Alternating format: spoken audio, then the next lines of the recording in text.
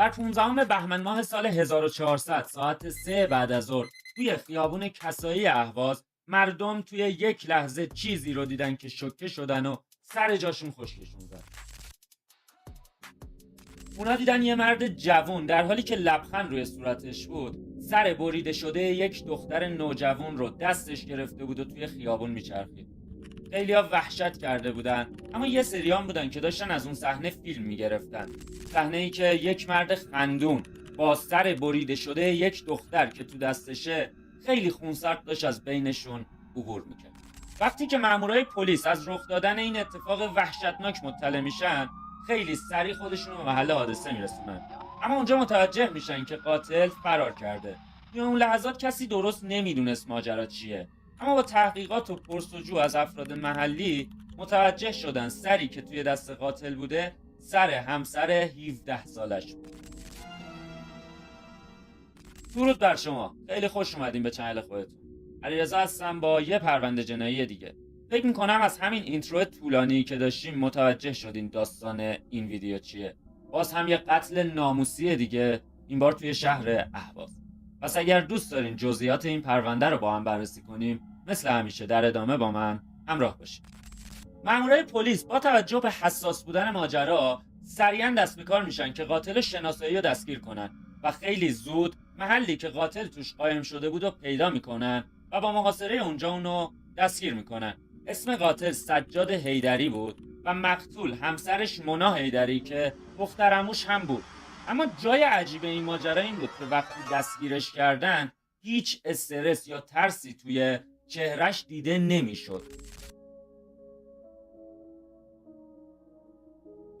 قاتل به اداره آگاهی منتقل میشه و در کمال تعجب اونجا قبل از اینکه بازجوها ازش سوالی بکنن خودش لب به اعتراف وحشتناک قتل همسر 17 سالش باز میکنه.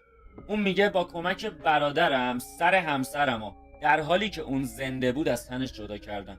طبق تحقیقات پلیس مونا یه چند وقتی توی زندگیش به مشکل خورده بود، یعنی با سجاد توی زندگی به مشکل خورده بودن و اون تصمیم میگیره که از خونه فرار کنه. نه تنها از خونه بلکه از کشور فرار میکنه، میره توی یکی از شهرهای ترکیه.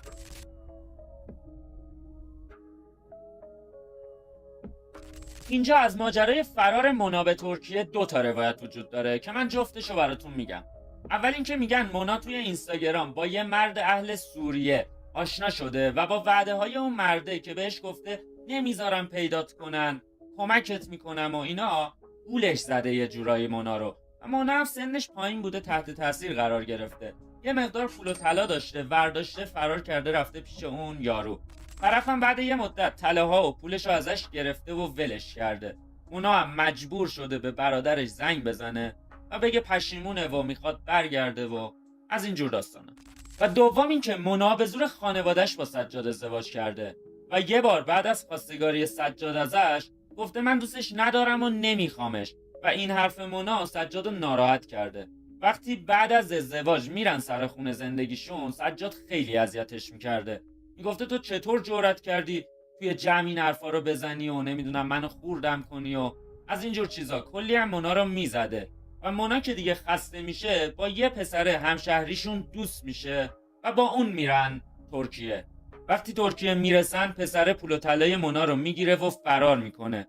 مونا هم که مجبور بوده زنگ میزنه و پدرش و عموش میرن ترکیه و اونو به ایران برمیگردونن. به هر حال مونا به ایران برمیگرده، اما اصلا فکرش هم نمیکنه که چی در انتظارشه. وقتی مونا وارد خونه میشه، سجاد و برادرش طبق نقشه‌ای که کشیده بودن همونجا توی حیاط مونا رو روی زمین میخوابونن. بعدش برادر سجاد 2 تا پای مونا رو میگیره و سجاد هم روی سینش میشینه و در حالی که اون زن داشته برای نجات جونش تقلا میکرده با بیرحمی کامل سرش رو با چاقو از تنش جدا میکنه.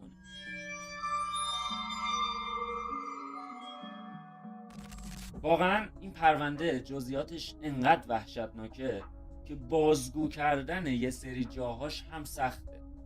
خلاصه در این بین پیدا کردن بدن مونا هم برای پلیس یه ماجرای دیگه ای داشت. اما بالاخره بعد از یه مدت بدن مونا رو در حالی که لای یه پتو پیچیده شده بود گوشه یکی از خیابونای اهواز پیدا کردن. واقعا عجیب بود، چون سجاد هیچ آثاری از پشیمونی و ناراحتی توی چهرش نبود و اتفاقا اعتقاد داشت که باید همین کارو میکرده و سزای زنی که آبروی شوهرش رو ببره همینه. پلیسا وقتی از سجاد پرسیدن چرا سرشو بریدی و توی خیابونا چرخوندی که مردم ببینن، برگشت گفت که مردم به من میگفتن بی غیرت. میگفتن وقتی زنت قرار کرده رفت ترکیه، توی بی غیرتی که هیچ کاری نتونستی بکنی. منم سرشو بریدم، توی خیابون چرخوندم که همه مردم ببینن من بی غیرت نیستم. واقعا اینجا نمیدونم چی بگم. من دوباره به واژه غیرت رسیدم اینجا. یعنی توی پرونده های ایرانی این واژه رو خیلی میشنویم، وای طرف بی غیرته. خب غیرت یعنی چی؟ یعنی اینکه یه زن 17 ساله رو بگیری، به زور بگیری، زن دوستت نداره و به خاطر اینکه تو رو دوست نداره کتکش بزنی، مجبورن مثلا بگی تو باید منو دوست داشته باشی. نمیدونم واقعا. و یه موضوع دیگه، حرف مردم. ما دوباره توی این پرونده حرف مردم رو داریم که مردم به هم گفتن بی غیرت، منم میخواستم ثابت کنم که بی غیرت نیستم. خب یعنی چی؟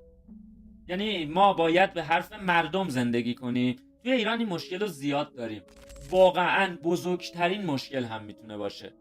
یکی زندگی خودش رو جهنم میکنه که مردم بهش بگن این آدم خوبیه. آبروم یه وقت نره. مثلا چی بگم؟ واقعا نمیدونم. من قبلا در مورد اینم صحبت کردم.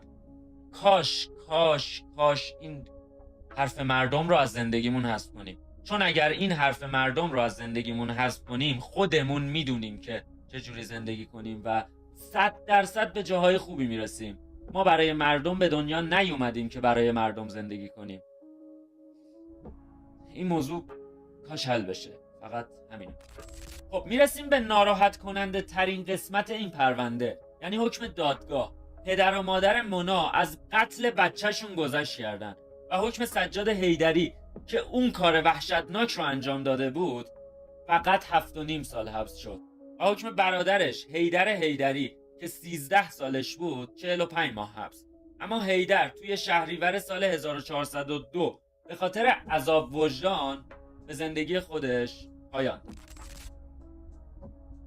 خب به پایان این پرونده جنایی فوق‌العاده ناراحت کننده رسیدیم. مرسی که تا اینجا همراه من بودین و وقت ارزشمندتون رو برای دیدن این ویدیو گذاشتین. اگر تا اینجا اومدین و چنل رو سابسکرایب نکردین و اگر دوست دارین دکمه سابسکرایب رو هم بزنید.